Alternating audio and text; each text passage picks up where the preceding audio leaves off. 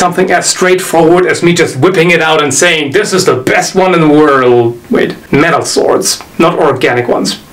Anyway, so this is a bit of a tough question for me because I have such a diverse taste. I like a lot of different things, and you've probably noticed that by now. I mean, in my collection there's everything from an Egyptian bronze kopech to a Roman gladius to a medieval Scottish arming sword to a cutlass, a medieval longsword, obviously in no historical order, and this is actually Kara's, but it's still there, a Chinese Dao.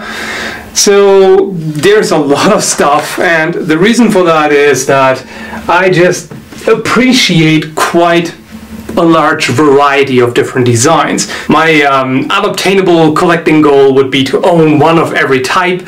Well, almost. There are a few which I really am not interested in, but generally you can imagine it would require absurd amounts of money and storage space, so not gonna happen. So I really cannot pinpoint it to just one particular sword as my single favorite, but I can tell you about some of my favorites in plural.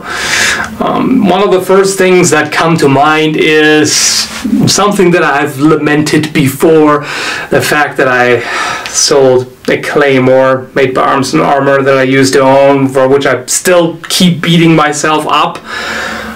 It was extremely nice. I really enjoyed it. Well, you do see the recurring theme here.